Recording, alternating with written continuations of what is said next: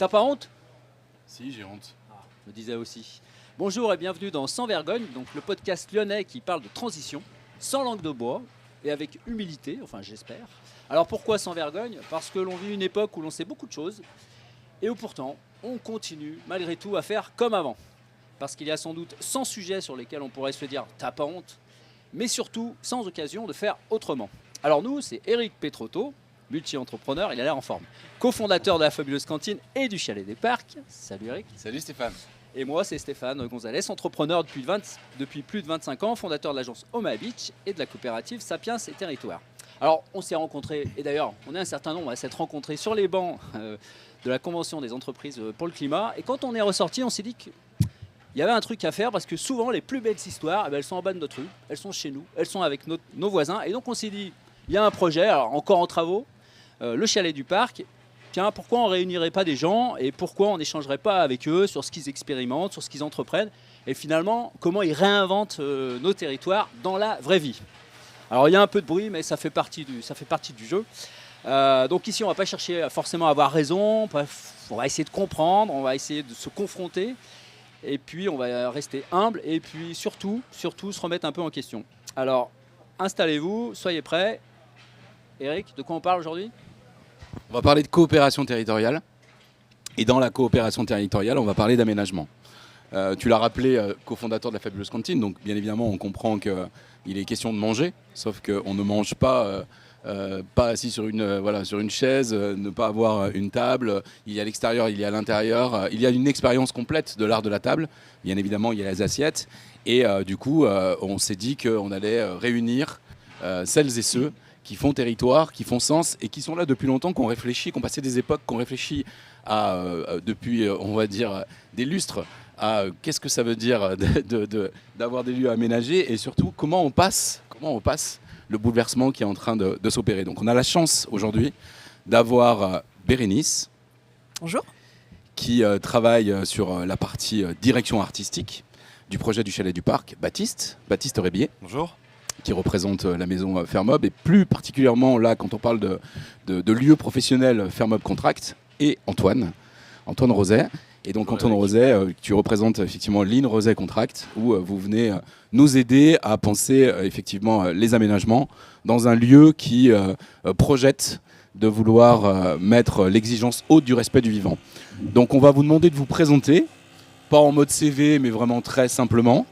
Et ensuite, on viendra rentrer dans le vif du sujet, votre métier, comment il se projette avec ce bouleversement qui n'échappe à personne. On vit des chaleurs complètement incroyables, donc c'est forcément des réflexions pour demain. Ce ne sera jamais comme hier. Et donc, forcément, vous qui avez des entreprises à conduire, des projets à effectivement projeter pour l'avenir et surtout à l'international. Donc, on dépasse bien évidemment les frontières de l'Hexagone. Du coup, forcément que vous y pensez et forcément que vous devez infuser ça à vos équipes. Bérénice, je te laisse te présenter et commencer.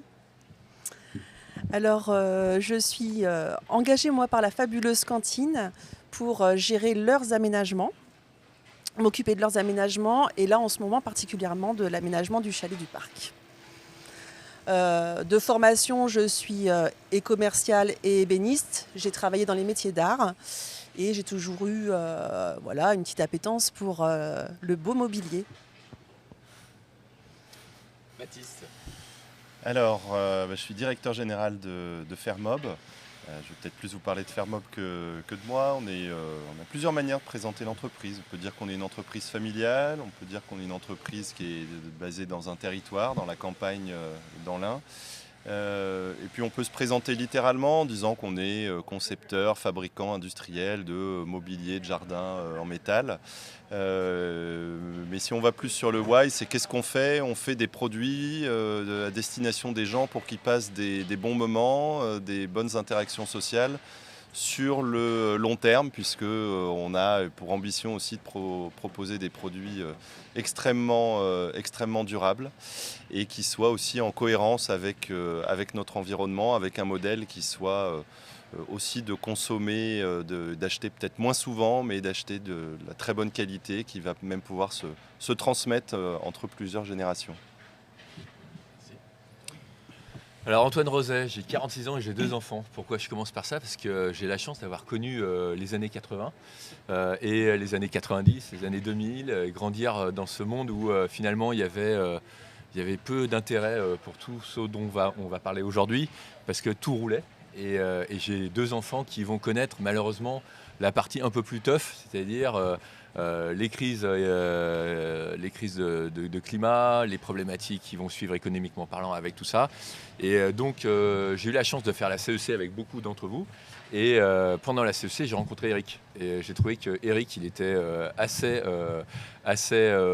leader dans cet esprit-là. Il avait la vision que je partage sur comment faire des bâtiments, comment faire aujourd'hui un business, parce qu'on fait du business, mine de rien, mais on peut faire du business de façon beaucoup plus éthique et beaucoup plus engagée.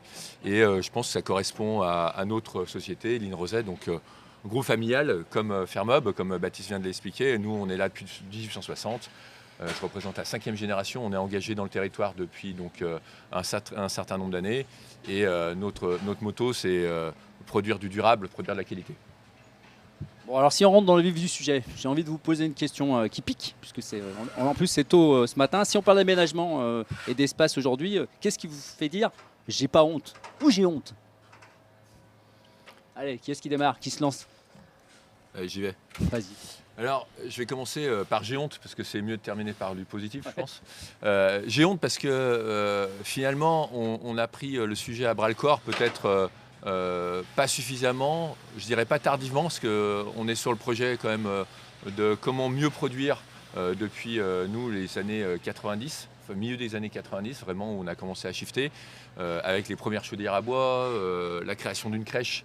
Avec l'association Alpha 3A, on était la première crèche de l'Ain avec privé et public, donc c'était assez intéressant, contre nos usines, donc il y avait cette partie sociétale qui était un peu intéressante. Après, je dirais que j'ai honte parce qu'on aurait pu aller plus vite, plus fort,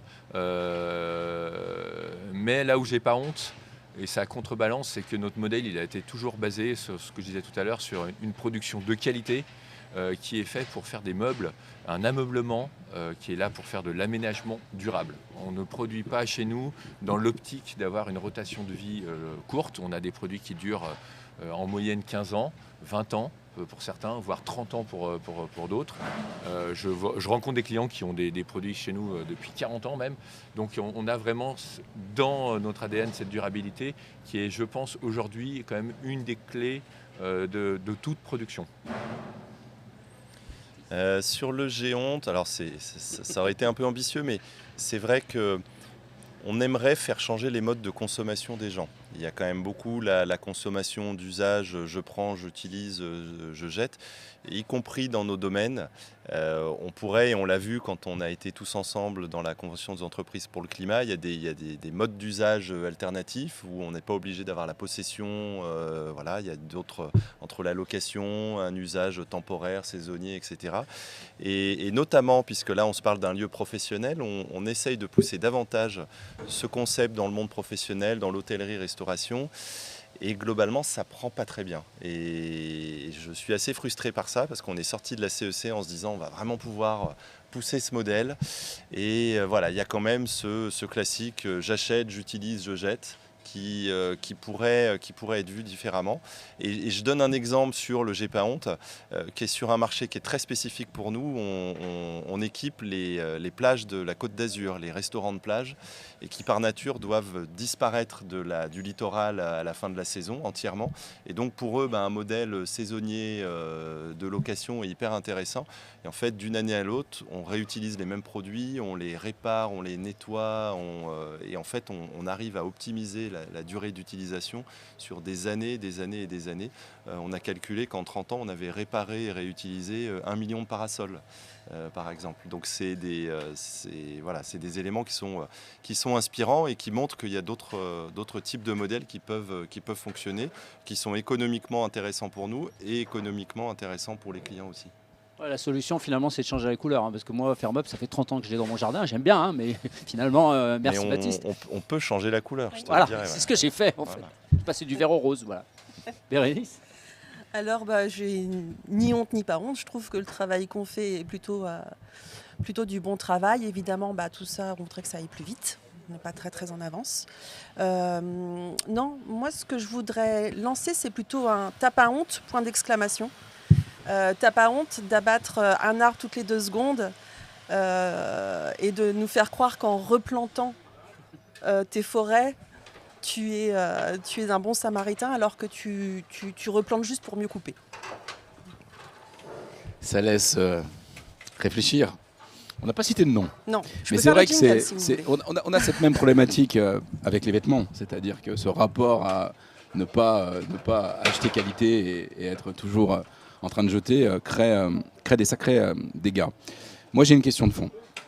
Bérénice, donc on te confie la mission de faire comme on fait avec les légumes et les fruits. C'est-à-dire qu'on achète de la surproduction, on vient acheter des filières, des gisements qui sont destinés à ne pas être dans un circuit traditionnel. Et donc on subit des flux et on doit ensuite écrire des histoires.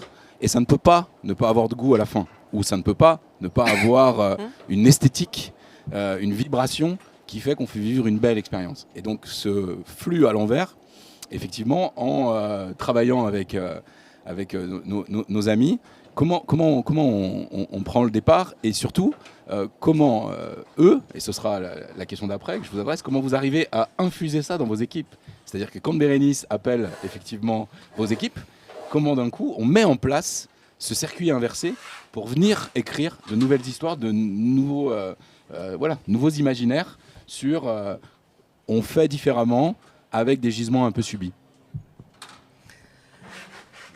Alors, d'abord, on garde, pour l'aménagement des espaces, il faut garder une ligne directrice. D'abord, c'est le bâtiment. Le bâtiment a une histoire, le bâtiment a une esthétique.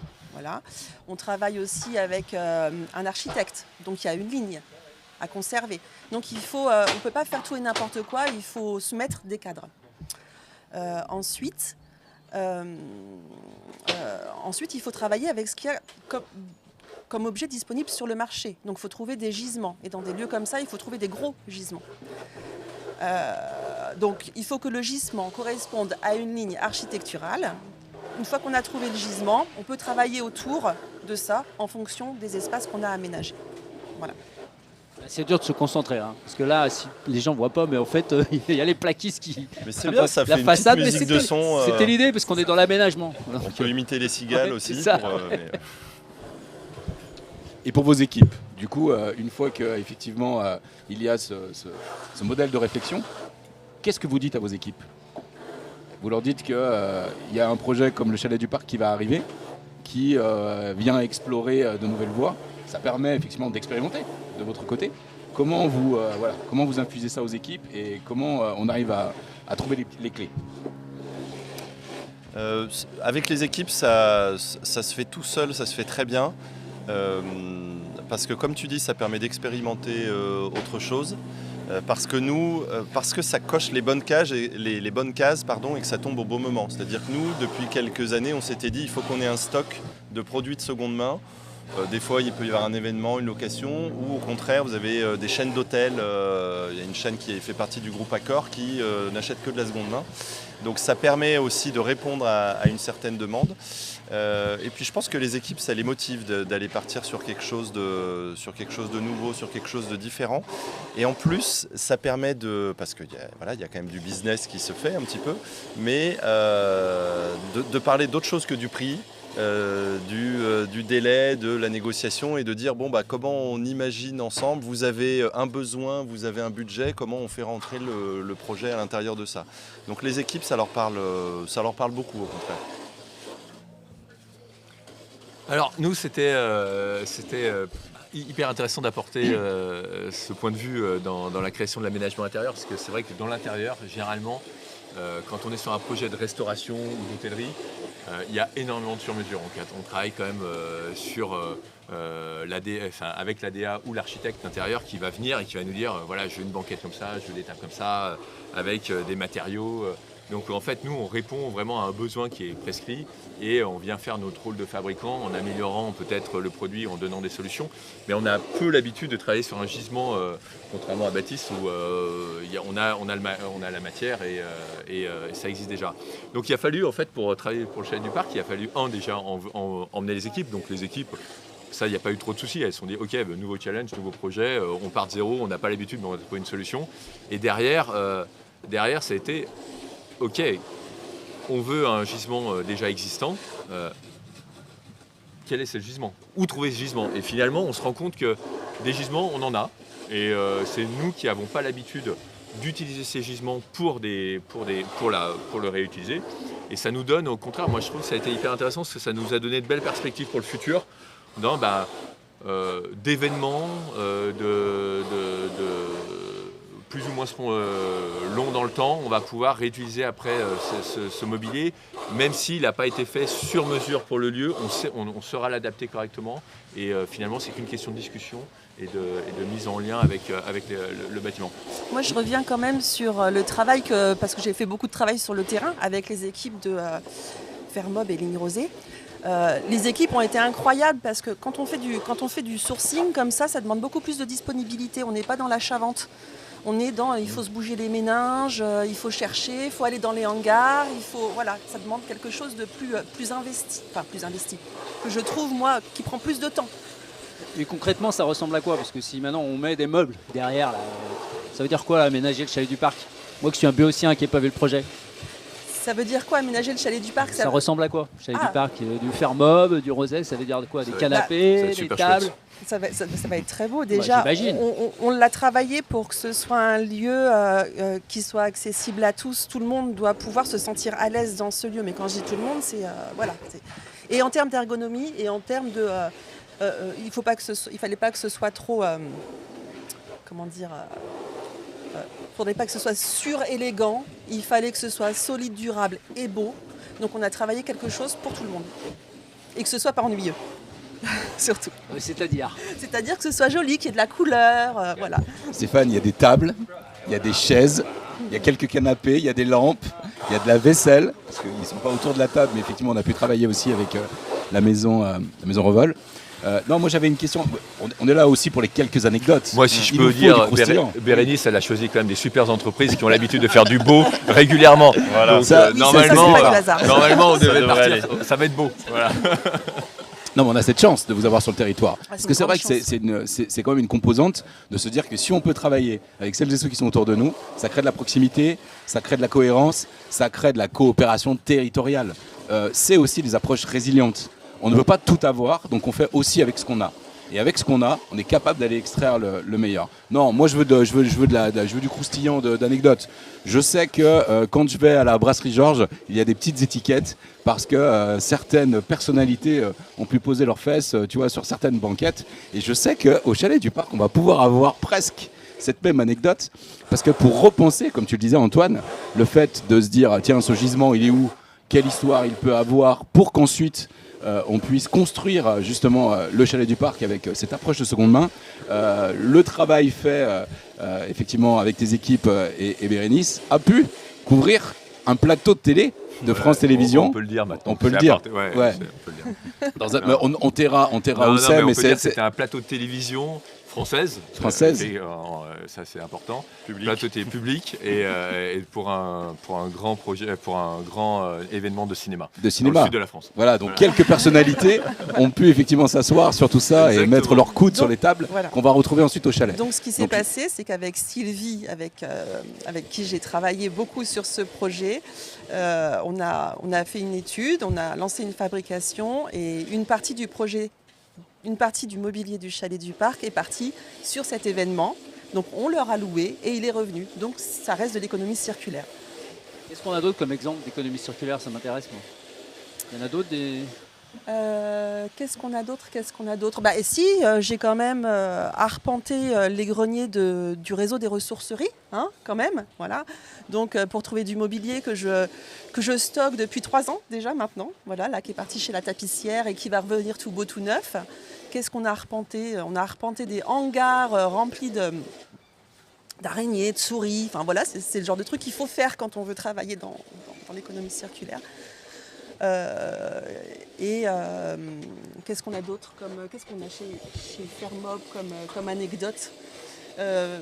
Moi, à part dire que Frédéric, elle est d'une disponibilité sans faille et d'un arrangement toujours prête à tout faire à se plier en 4 pour ce projet. Elle s'est pliée en 4.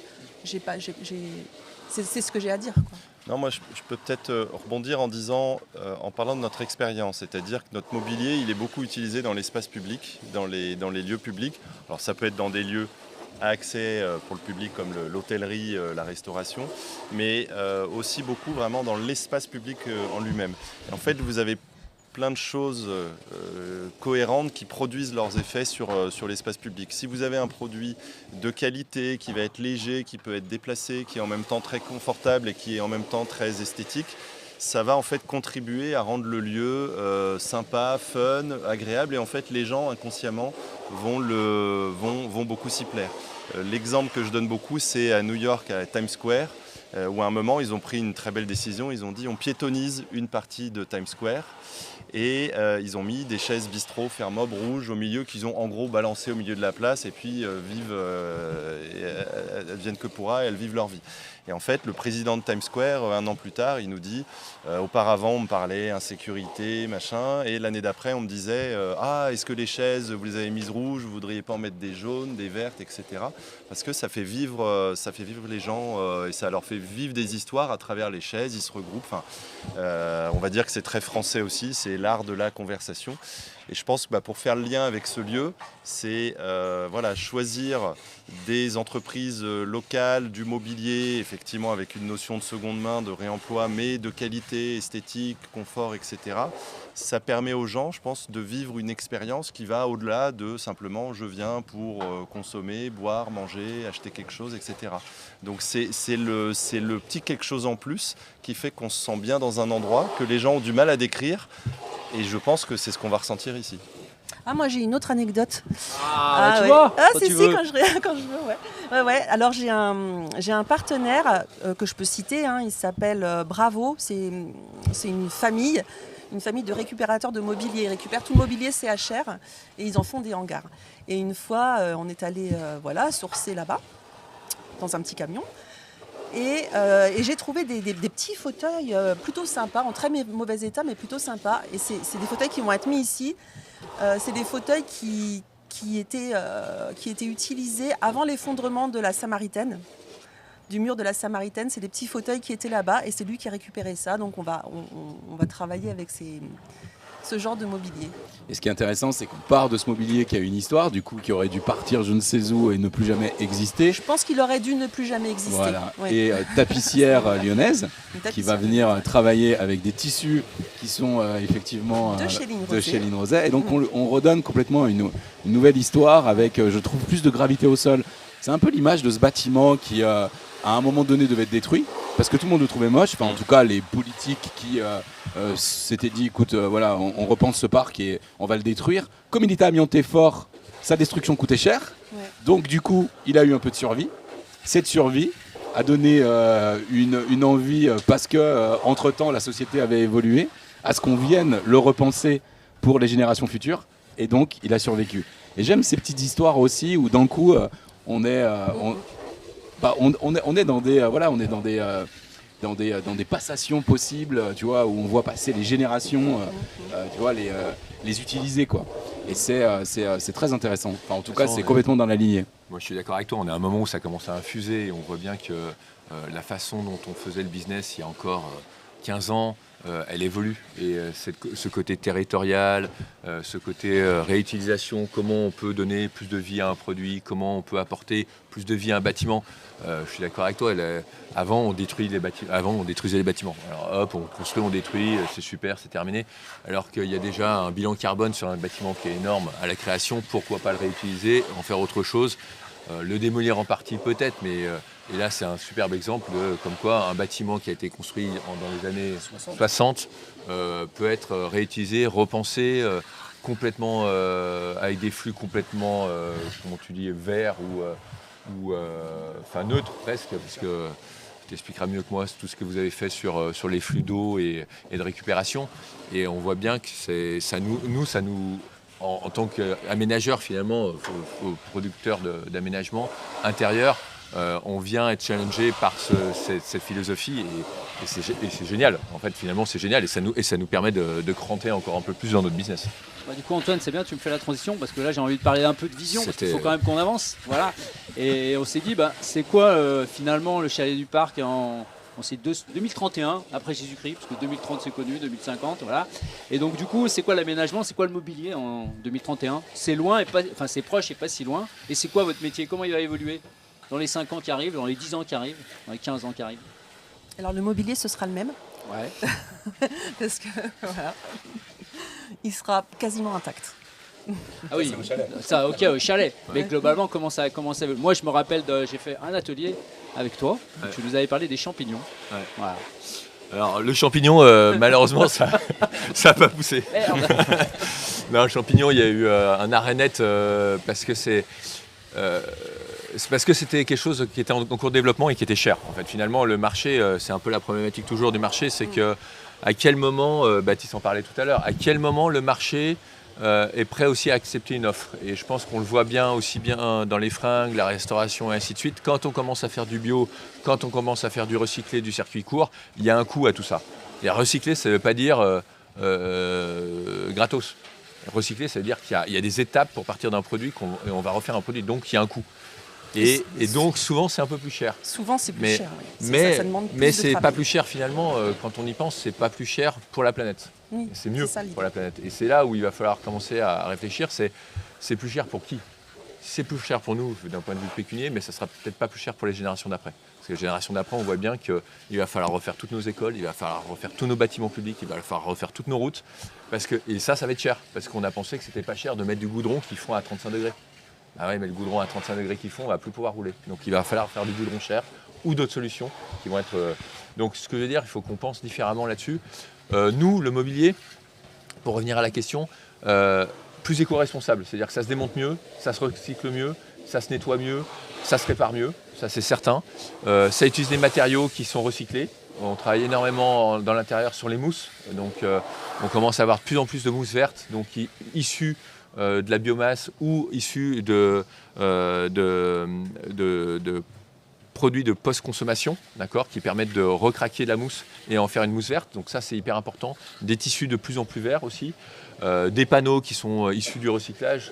On fait partie tous d'un éco-organisme qui s'appelle Éco-Maison, qui pousse à la mise en benne, mais propre. C'est-à-dire qu'il faut que tout le monde apprenne à mettre en benne correctement. Les professionnels du bâtiment, comme les professionnels de l'ameublement, comme le citoyen. Si on ne met pas correctement dans les bennes, on ne trie pas correctement.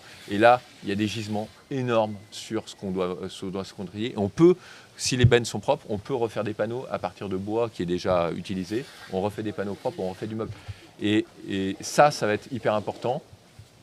Mieux produire, toujours mieux produire. C'est-à-dire que nous, nos usines doivent être de façon énergivore, moins énergivore, avec des énergies peut-être certainement plus vertes, plus intelligentes, avoir un bilan carbone plus neutre et puis penser à un sourcing beaucoup plus local. Et moi, ça fait partie un peu de la feuille de route de la société Roset. On veut un sourcing à 1500 km. Alors certains vont dire que c'est déjà beaucoup, mais pour sourcer quand même tout ce qu'il faut pour un canapé, 1500 km, je vous promets que c'est pas énorme, ou pour tout ce qu'on produit. Et d'ici 2031, j'espère qu'on sera capable de sourcer à 100%, si ce n'est pas 100%, s'en approcher vraiment à 1500 km de nos usines qui sont dans l'Ain. Voilà. Baptiste, alors? Alors nous on s'appelle Fermob, ça veut dire mobilier en fer, hein, c'est un nom pas très compliqué. Et non, on a la chance d'utiliser un matériau qui est naturellement très durable, très résistant, qui se recycle à l'infini. Et la plupart de nos produits vont être monomatériaux. Donc ça fait déjà de base un modèle très cohérent. Et quand vous ajoutez à ça le fait que vous êtes fabricant, que vous maîtrisez une production, des soudures de qualité, ça fait naturellement un produit, je dirais, très cohérent et très durable. Et donc, le sujet, dans 2030, 2031 ou plus tard, ça serait de davantage faire prendre conscience aux gens dans leurs achats que le critère de qualité et de durabilité doit être un critère prépondérant. J'ai quand même régulièrement cette petite phrase quand je parle de l'entreprise, de gens qui me disent « Ah, Fermob, c'est génial, mais c'est cher ». En fait, il faut savoir que sur le mobilier de jardin, les gens, naturellement, dans leur esprit, sont moins prêts à dépenser autant. Dans un canapé d'intérieur, vous allez vous projeter à dépenser plus que quand vous achetez du mobilier de jardin, qui est un peu plus l'achat de complément. Et en même temps, les gens voient bien qu'au bout de 2-3 ans, parce que c'est du mobilier de jardin, parce qu'il pleut, qu'il fait chaud, qu'il y a du vent, etc., le mobilier se dégrade très vite. Et que si vous achetez de la mauvaise qualité, au bout de 2 ans, 3 ans, c'est terminé. Donc ce qu'on peut espérer, ce qu'on a envie de pousser, c'est le fait de dire aux gens, tout ce qui est achat à durée déterminée et courte, 2 ans, 3 ans maximum, il faut arrêter. Et en tout cas, il faut le repenser différemment. Je ne parle pas d'ailleurs de l'ensemble des gens. Il y a des gens qui n'ont pas forcément les moyens et il en faut pour toutes les bourses. Mais en tout cas, les gens qui ont les moyens, qui puissent se projeter à dire j'ai une vision d'un peu plus long terme. Et parce que derrière, on leur propose un produit de qualité, on leur propose un produit qui peut être réparé, dont la durée de vie peut être prolongée. Donc c'est plutôt ça le challenge, on va dire. On l'a eu quand on l'a eu, ça me rappelle une pub ça. Bérénice? Oui, j'étais en train de réfléchir à ce que Excuse-moi disait. de t'avoir réveillé, pardon. Non, j'ai pas révisé. Alors, Juste pour compléter, comme disait je sais plus qui, j'ai pas les moyens d'acheter bon marché. Voilà, c'est cette ça. notion-là. C'est ça. Maintenant, comment on fait pour ouvrir la qualité à tous? Peut-être en passant par justement ces marchés de mobilier à défaut d'aspect, ces fins de coloris. Peut-être que ça se pousse, ça se développe pour que justement on arrive à ce que tout le monde puisse avoir du mobilier pérenne et durable et du mobilier, je voudrais, qui se transmette. Tout à l'heure, quelqu'un a parlé de ça, en transmission. C'est ce qu'on faisait avant, hein. On n'est pas en train d'inventer un truc. Hein. Avant, on transmettait les armoires de grand-mère. Oui, ça existe encore. Ouais. Et voilà, nous, pourquoi on serait que sur du consommable? Nous aussi, on peut se dire que on investit dans ça et qu'on n'est pas des consommateurs compulsifs. Mais là-dessus, nous, on a développé une offre qui s'appelle Repaint, où on peut repeindre les produits. La couleur nous plaît plus, ou le produit est un peu abîmé, on les repeint. Et j'ai beaucoup de remarques sur « oulala, mais ça vous fait vendre moins ». Ça quoi? Ça vous fait vendre moins. Ah. Et je dis, on s'en fiche parce que, comme disait Antoine tout à l'heure, les entreprises doivent être responsables et limiter l'impact, etc. Et en fait, c'est plutôt un argument de vente supplémentaire sur le premier achat pour dire si en plus je peux le réparer, le repeindre, c'est encore mieux. Et puis le deuxième point, c'est que je constate que les gens qui ont moins dépensé puisqu'ils ont fait réparer au lieu de racheter du neuf, ils ont un budget pour finalement acheter un produit complémentaire. Donc en fait, ça fonctionne très bien. Là encore sur le papier, parce que si je me projette 2031, c'est pas un service qui est ultra utilisé parce que je pense qu'on est encore dans un monde où le sentiment, et c'est tout à fait légitime, agréable d'acheter un beau produit neuf qui sort de l'emballage, c'est hyper agréable et hyper gratifiant. Donc il faut arriver aussi à faire évoluer les consciences à ce niveau-là. On a, pour rebondir sur ce que dit Baptiste, on a une offre chez Roset depuis la création de la société. Quand on produit un canapé, alors nous on ne va pas la repeindre, mais on peut retapisser. Et quand vous achetez un canapé chez nous, on s'engage tant que le produit est en collection et jusqu'à même 5 ans, je crois, après la fin de l'arrêt du produit en collection. Ça arrive qu'il y ait des produits quand même qui s'arrêtent. Et on peut retapisser chez nous le produit. C'est-à-dire que toute personne, au lieu de racheter un canapé neuf, parce que la structure, elle est complètement valable du canapé. Dans une structure, vous avez de la mousse, du bois, du métal, des suspensions. Donc c'est un ensemble qui est complètement encore viable pour de nombreuses années. Vous avez eu des enfants, des animaux, les aléas de la vie qui ont taché votre housse. On vient retapisser, on peut venir, et là vous rachetez en fait qu'une fraction du produit et vous repartez pour 10, 15, 20 ans. Et Baptiste a complètement raison, en fait, il faut arrêter de penser qu'on doit toujours repartir de zéro. Et nous, ça ne nous a jamais pénalisé sur le développement de la société. La personne qui achète un canapé chez nous, elle est contente, elle le fait retapisser 15 ans plus tard. Et là, elle se dit, j'ai toujours rêvé d'avoir la table basse, celle-là, je la veux. Comme elle a payé qu'une fraction du canapé, elle va s'offrir la table basse et le tapis avec. Et c'est comme ça, et elle se dit de toute façon, j'ai une qualité qui est super, j'ai pu tester, et c'est comme ça aussi que finalement on fidélise un peu un client. Et aujourd'hui, la fidélisation du client, elle se fait pas uniquement par la promotion, par ce côté très mercantile, elle se fait vraiment par la qualité, la durabilité et les services qu'une marque peut offrir. Et ça fait partie des services, c'est-à-dire qu'est-ce qu'on va faire des produits. Je rebondis sur ce que dit Bérénice, nous ça nous a ouvert quand même un peu les chakras. Il y aura des offres seconde main sur des marques haut de gamme luxe comme les nôtres qui vont être proposées dans les mois, les années qui vont venir. Et les personnes pourront, c'est déjà le cas avec notre best-seller le Togo, vous pouvez déjà aller sur une plateforme qui s'appelle Line Rosere et qui est exactement ça, c'est l'histoire de je transmets mon canapé à mon petit-fils, le petit-fils dit ah bon bah là ça fait quand même, il a 25 ans mamie, t'es sympa, et puis les fleurs des années 70 j'en veux plus. Lui, on lui dit, tu nous le donnes, ton canapé, je te crédite un bon d'achat, je le récupère quand je te livre le nouveau, et s'il est encore valable, j'enlève la housse, si la structure est encore valable, je la retapis, je la mets sur un site qui s'appelle Line Rosere, et je la revends à petit prix. Et là, on a créé une boucle déjà. Et on peut le faire, mais pour quasiment tout. Il faut juste que, financièrement, de toute façon, il faut que la société puisse, elle, être à zéro. C'est-à-dire qu'on ne demande pas de gagner d'argent, on ne demande de pas en perdre sur cette boucle-là, parce que sinon on ne pourra pas vivre. Mais si on est à zéro, c'est gagnant-gagnant pour tout le monde. Oui, ça peut faire des belles histoires familiales finalement. Ça peut faire des super stories, ouais, mais bien sûr. On se transmettait les armoires. Exactement. L'armoire normande, comme on l'appelait, elle a été transmise. On en voit même encore aujourd'hui. Ça revient presque un petit peu à la mode, parce que ça n'a vraiment plus beaucoup de prix. Mais oui, mais c'est normal. Et Dieu merci, heureusement qu'on se transmet encore des choses, parce que sinon, ça va être d'une tristesse si on doit acheter que du neuf. Ah, ouais, ça me fait plaisir. Bon, une petite synthèse quand même, Eric. J'ai cette dure mission de la synthèse. Non, je voulais rebondir sur deux choses. On est sur un monde qui se digitalise de plus en plus. Il y a beaucoup d'intermédiation, il y a beaucoup de... En fait, on perd beaucoup d'humains.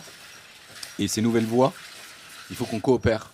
Et pour coopérer, il nous faut des rendez-vous comme la Convention des entreprises comme le climat, comme la démarche verte. Enfin voilà, celles et ceux qui font en sorte qu'on peut remettre de l'humain, de la rencontre. Et là, on remet de la créativité en place pour que, effectivement, on explore, on embarque nos équipes, ça donne des nouvelles idées. Ça amène à chaque fois des externalités positives. Mais à chaque fois, on a démarré en 2018 avec les équipes d'Olivier Passot, les équipes de Revol, où à force d'échanges, à force de se tendre la main, de s'aider, ils font naître la première pâte recyclés, issus de leurs résidus industriels. Et donc on crée ensemble. Là on se rend pas compte. Mais c'est dingo ce truc. Première céramique recyclée. Premier céramique recyclé. D'ailleurs ils font la deuxième collection. Et c'est assez marrant. La première collection, elle a dû adapter son design à des défauts d'aspérité quand tu passes dans les fours et que d'un coup ça se déformait. Donc en fait on va faire l'assiette déformée, quasiment unique, pour qu'à un moment donné tout ça puisse être cohérent pour ensuite trouver son marché. Et là maintenant ils sont allés un peu plus dans la robustesse sur le matériau et en fait ça nous a trop donné envie d'élargir cette coopération. Et là aujourd'hui on est trop fiers d'être avec vous. Il y a d'autres entités avec lesquelles effectivement on se dit mais en fait c'est sans fin de réfléchir, sans fin de venir juste échanger. Il faut remettre de l'humain, il faut remettre de la rencontre, il faut remettre des temps et il faut repasser des coups de fil à l'ancienne en fait. Puis il faut aller dans les ateliers et dans les hangars et franchement moi c'est toi Bérénice qui a permis à ce que modestement je puisse rencontrer Frédéric, que je puisse rencontrer Sylvie, mais quelle belle rencontre. Enfin vous avez des gens incroyables dans vos équipes d'humanité. Et surtout, je sais pas, je trouve que ça passe aussi par le respect et effectivement cette envie de vouloir... De travailler autour de sujets communs qui sont des sujets salvateurs. Et ça touche nos générations d'après, donc nos enfants. Donc je vous rejoins sur ce que vous disiez tout à l'heure. C'est assez simple d'embarquer les équipes parce que d'un coup, ça fait écho dans leur propre vie et la manière dont ils voient demain le monde. Continuons de coopérer. Il me semble que c'est toi qui as le petit mot de la fin.